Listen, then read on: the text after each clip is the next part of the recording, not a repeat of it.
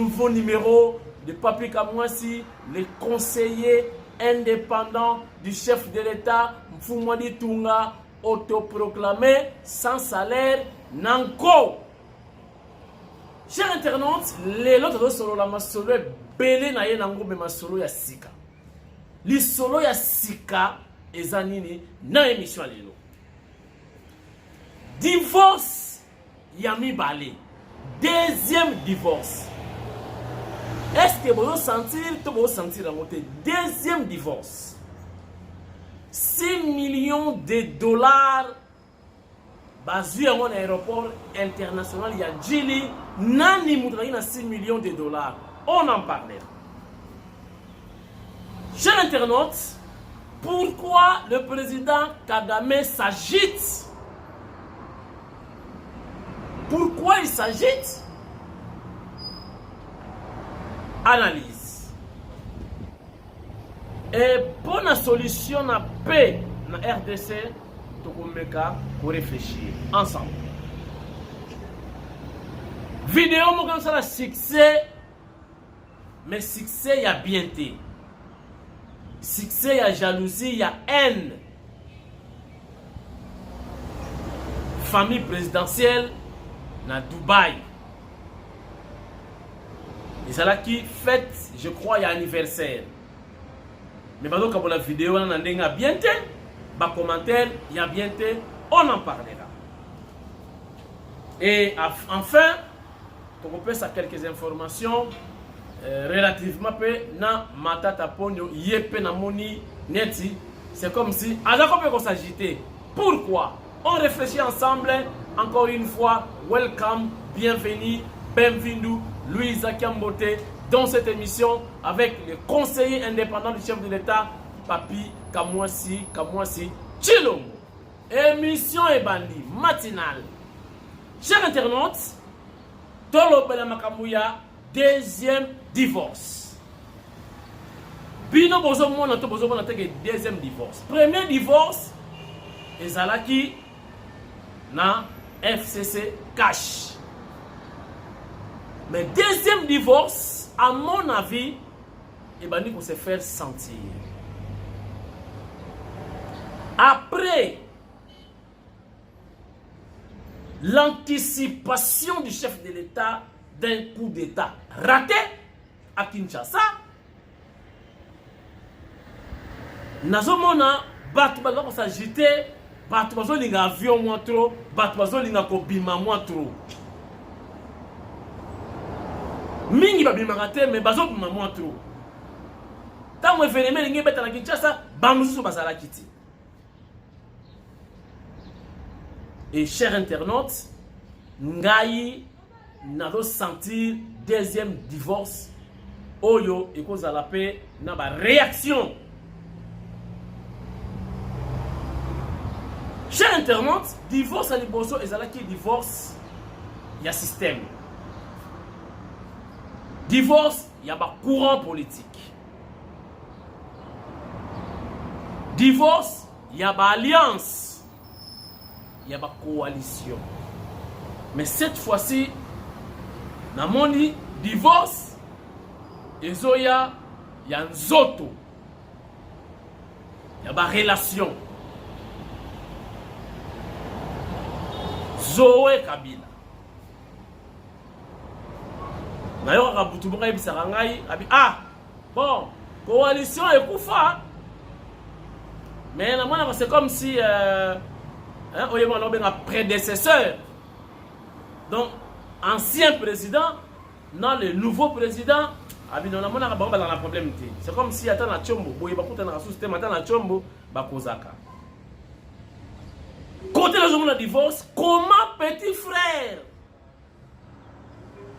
Il y a Moutou Bobeta qui a 4 mois bien à chombo, qui a un avion, qui a un passeport, qui a un année.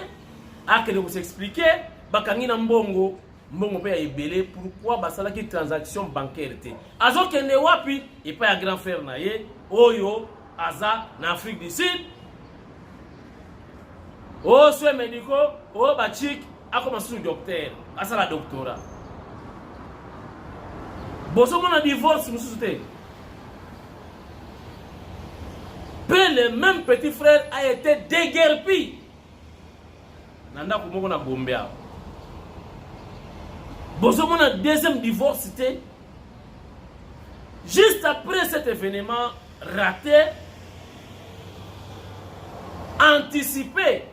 Parce que là, je dois souligner, je vous dis, en termes, il y a coup, en termes, il y a coup, nous avons coupe dans les alakati.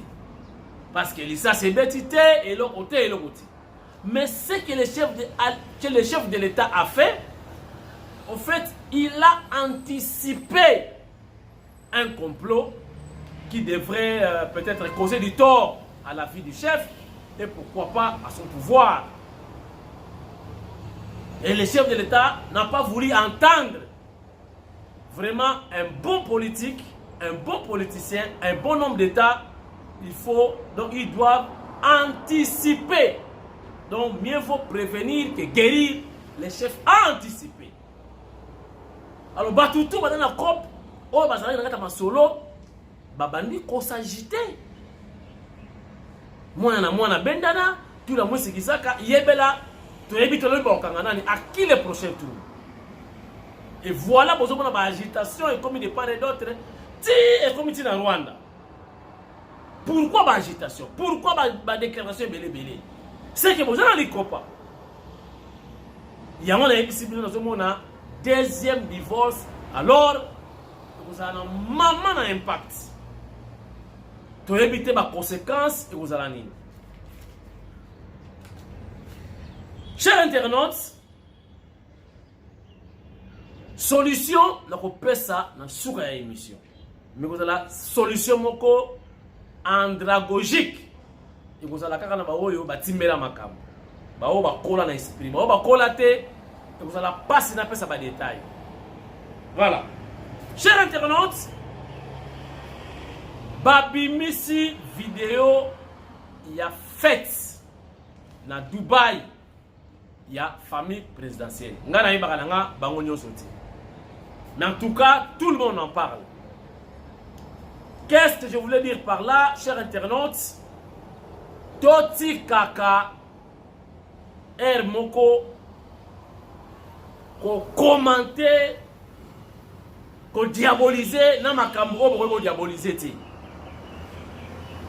Chers internautes, mutu nyonso azana famille na ye biologique. Et na kati ya famille biologique, ils ont un événement yaka. Il faut qu'on célébrer. Non, 50 ans en tout cas, ça s'est fait. Donc, tu as 50 ans, ça s'est fait. Puis, la famille n'a pas besoin de matanga, besoin de collation, besoin d'anniversaire, besoin de mariage, tout ce que vous voulez. Bino bo célébrer, bamoussou va célébrer. Dubaï et Zanin. Maintenant que Dubaï est belé, bala bango famille présidentielle té. Bamoussou dans la Serembaou, bamoussou dans la bango na Ngaba, bamoussou dans la bango na Livulu. Mais bah qui n'est pas Dubaï. Dubaï est Amérique té. Dubaï est Europe té. Bino bo célébrer, d'accord. Bino bo sala soki ndengani, d'accord. Bino bo voyager, d'accord. Famille présidentielle voyager. Bangote. Bino bo sala ba selfie, d'accord. Bo sala ba vidéo, d'accord. Bo sala ba folie, d'accord. Famille présidentielle, non. Bango ba ko sala folie té, ba ko sala selfie té, mbongo mboka. Botala, famille Tshisekedi, makambo ba ko sa. Mais ba sa ba tout lokola yo. Ceux qui de leur famille présidentielle, contrairement ou négativement, famille présidentielle, basali anniversaire. L'anniversaire, on a besoin de nini. Mbondi, besoin de Kayabu, Nandungu Matubulu, Nakwanga, Nansafu, Nambua. Boya bisanga indenge pour critiquer l'anniversaire. Bobo Sani, tu vas critiquer Ndakwa Fachi. Président Mobimba, ndakwa chambre moko salon. Bobosan. Lelo pour changer.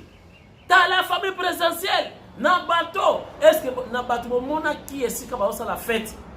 Ils allaient la famille présidentielle. Il y avait d'autres familles. Baouti de partout. Baouti outi Ghana, Baouti outi Éthiopie, Baouti outi famille présidentielle. Dubaï est un danger. Sur le mot kende ok, sokyo lingi. Vouloir c'est pouvoir.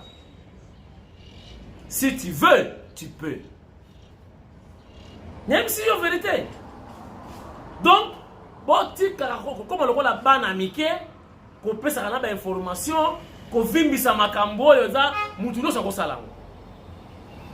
Babna kuno sur l'étage des alliés, babanda kwa danger, bakara danger, là il fait présentiel. Et ça ba tout peu ba individu, badana bakara, badana ba vie à bien, badana ba héritier, ba musu badana ba courageux, ba musu badana ba chancard, ba musu badana ba commerçant. Alors, pourquoi seulement la famille présidentielle badana droit à fêter, badana droit à voyager, badana droit à faire la selfie. Donc yo ka sala ka selfie, famille présidentielle ba sala selfie. Yo sala ka vidéo, famille présidentielle ba sala vidéo té. Wana ya ko benga jalousie na il faut changement de mentalité. Donc wana pena apôtre Chilombo, faut ko beta secte ya ko sakanati. Wana penza Angèle Mpumbu na fondation na ye Angèle Mpumbu. Donc fondation, donc la fille est née. Donc la fille est née, il y a fondation Chilombo. Donc il y a fondation Liboso à s'adhérer à la fondation Chilombo. Donc fondation Angèle Mpumbu. La fille est née, il y a fondation Chilombo. Patrick Congo. Congo Patrick. Mwana ya Congo. Ndenge moko na docteur Congo. Ya clinique Ngaliema bazalaka na Congo. Est-ce que na kosi? Donc apôtre Chilombo bazana musala makasi ya changement de mentalité. Il lui faut des moyens pour recenser Batu. Apanza Batu balo bakataka na ba micro tout ça na balance voix pour recenser Batu, pour sensibiliser Batu pour na makambo etali changement de mentalité. Yo fêté, famille présidentielle va fêter. Yo voyager, famille présidentielle va voyager. Yo ke na ba fête, Fati beto so ke na fête Batu. Tala. Donc a fête akate. Si Batu bakufi na beni, a le président comment dans la mabele, abani matanga. Non, ce n'est pas gentil. Pendant que yo olali na sete, mulinga président ala la nase. Ce n'est pas bien. Oyo lingi basala yote pour sala paix moningati. Chers internautes, naïb sangebino royeb sabino makambu ya solution pour le Congo, pour qu'il y ait la paix en RDC. Mais ekozala naninga systématique. Pour ba micro ba comprendre parce que mon YouTube a comme moi mystique. Au pesa moi ligne boye ba bloquer chaîne ou incitation ou boye na boye. Tu repères ça dans code. Chers internautes, parmi les agitateurs, tout le monde a des tweets, des messages, on cite aussi Matata Ponyo, Azokoma Koma. Nazala kite, na kota ki na réunion mokote, babi nana tuni. Na participé à la réunion moko boyete contre le grand prêtre Fumadi Tunga. Fati mondial. Pour tout le monde, il faut RDC, Léopard et Kene mondial. Chers internautes, tika ba tweets. Mais na moni ba te belé ba kena ba agence pour son ba billet, ils veulent voyager. Pourquoi? Vous vous reprochez de quoi? Singama Tembele. Mais le chef de l'État a très bien joué. Il a anticipé. Et voilà la vraie politique. N'a pas ma politique. Donc, faut penser moi avant. Pour ce qui est quoi? Prévention et les quignons. Toyoki DG Ojefrem Mukamate ou Mukwata. Après, voilà la solution, chers internautes. Bolingi pesa na Congo, Ce qui bolingi pe ezala na Congo fati fa jouer makasi la diplomatie. Donc mannequin faut que Paolo de Souza. Dans le bina code mannequin, voisin mannequin. Faut penser comme ça la musana. Qui tue par l'épée périra par l'épée. Ndenge basala ka via ngochima, faut que ndepeka ba côté wa. Parce que mannequin Paolo Bungalo et vous verrez est wana mo la pacifier automatiquement. Yende prêtre kuna asala ka masolo. Même bato benga ba infiltrer bazalia. Soka mannequin Bungalo mannequin Daichu et vous verrez. Bon, mon avis, il y aura métamorphose.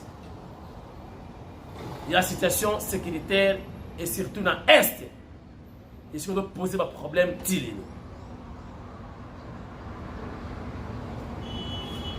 Na koyebisa bayebatie ba konzi na Est. Ba généraux au bato tala Est. Et surtout les sika izali état de siège. Ceux qui bomoni ba déplacer bazali. Ba camp de déplacés, camp de réfugiés, tout ce que vous voulez. Bon sécuriser bango, ne baza penza exposé na ba prédateur, na ba assassin. Tala ba uto kufa récemment, une soixantaine sans intervention. Et ça là inga passe na boye ko le belango mingi na émission. Quand même, il faut qu'on sécurise les batouana quand même. Attends, un bataillon mokozawana. Ce qui est effectif, quand on les alliés, il y a trop de militaires. Trop. Base logistique. Ma vie va kende kuna, base sécurisée, net va déplacer. Par contre, la nenge wanati. Ce n'est pas bien.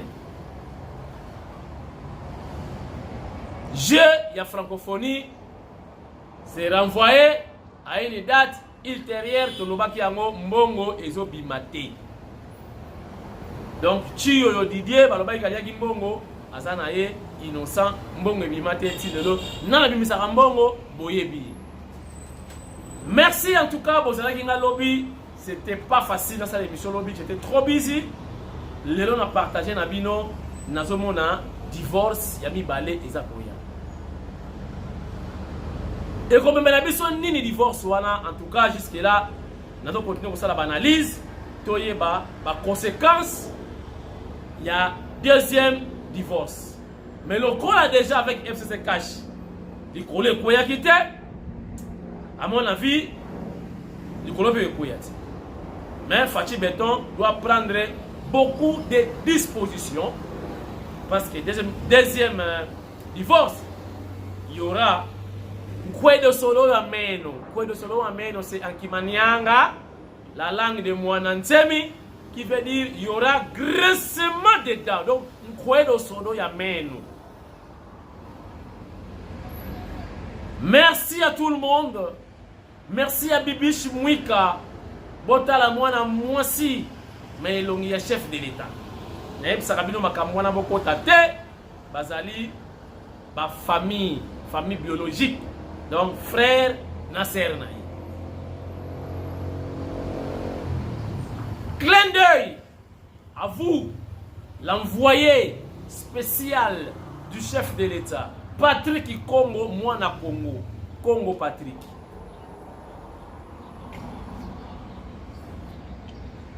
Respect. Sans oublier, apôtre Jacques Kamala Chilombo, l'homonyme du chef de l'État, il est coordonnateur de la fondation Maman, fondation Vitesse. Et bientôt, il y aura beaucoup de surprises relativement à la fondation Chilombo. Nyonso, Tokolobate, Bozela, bas surprise. Mais je vous dis, Kunande Lissas, Vitesse Yarosaranati. fondation ya proximité, fondation maman, boza ba fondation la bino nyonso boya nango na fondation Chilombo. L'union fait la force et une fondation qui porte le nom du chef de l'État. Allez-y comprendre. Qu'est-ce que je veux dire par là? Mais c'est la politique. Émission ici la ratée. Ici. Et bon week-end à tout le monde. À nous revoir certainement demain, samedi, pour le prochain numéro, toujours avec votre humble serviteur, le conseiller indépendant du chef de l'État autoproclamé Nanko, sans salaire. Et monsieur Si, Nakei.